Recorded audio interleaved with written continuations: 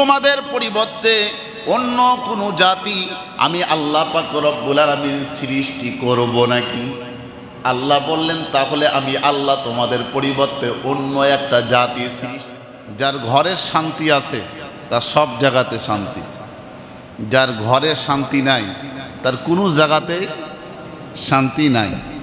কি ঠিক আছে কথা? সম্মানিত সুধী,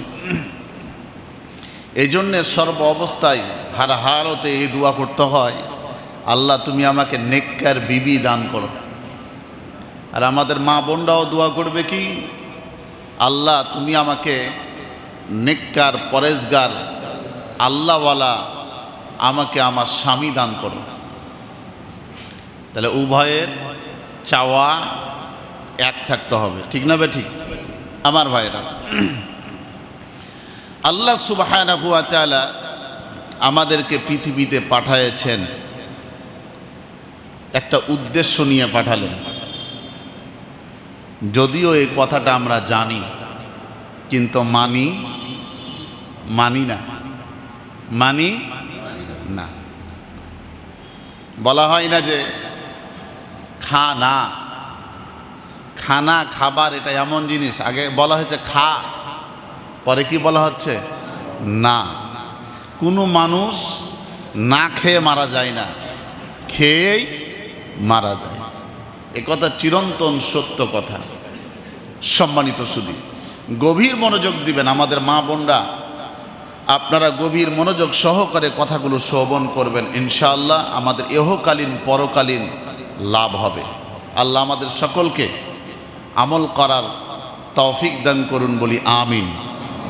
আমরা এই নিয়তে শুনব, ক্বালু সামি'না ওয়া আতা'না, যা শুনব মানার নিয়তে শুনব। আল্লাহর কাছে হেদায়াত চাই আমরা, বলি আমিন। আমরা কি চাই?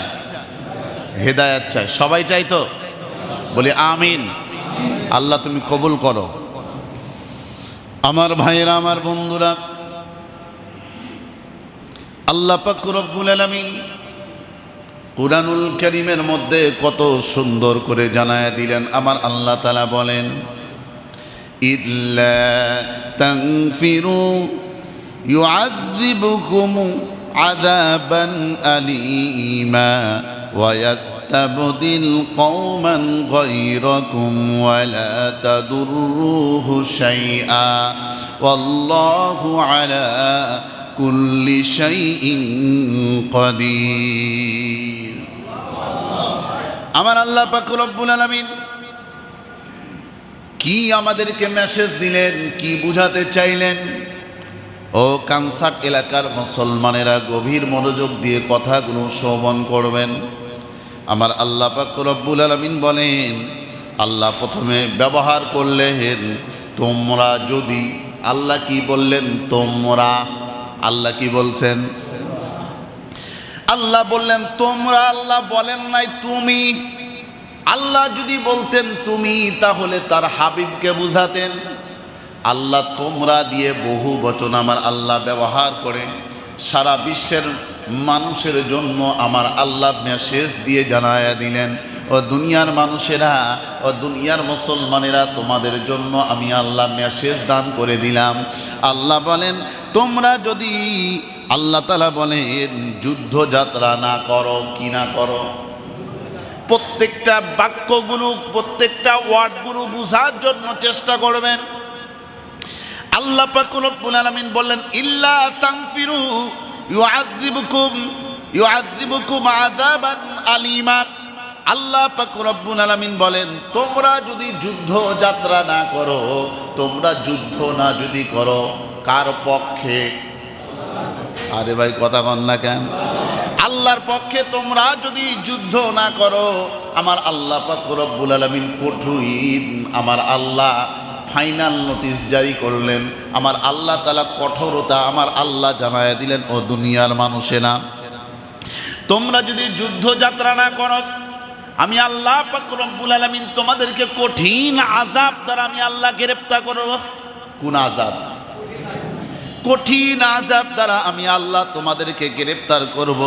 আমার আল্লাহ এরপরে বলেন, ওয়ায়াস্তাবদিল কওমান গায়রাকুম ওয়া লা তাদুররুহু শাইআ। আমার আল্লাহ পাক রব্বুল আলামিন এবার বললেন, ওয়াও দ্বারা আমার আল্লাহ বললেন এবং তোমাদের পরিবর্তে অন্য কোনো জাতি আমি আল্লাহ পাক রব্বুল আলামিন সৃষ্টি করব নাকি?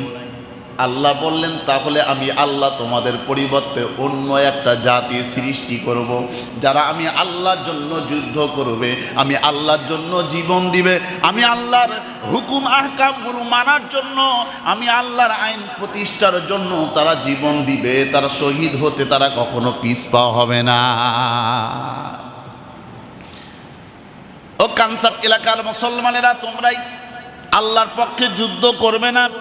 আল্লাহ বললেন তাহলে আমি আরেকটা গোত্র, আরেকটা জাতি আমি আল্লাহ সৃষ্টি করব। ঘোষণা কার? আল্লাহ পাক রব্বুল আলামিন। এটা আমি আল্লাহ করতে পারি, আমি আল্লাহর ক্ষমতা আছে না নাই?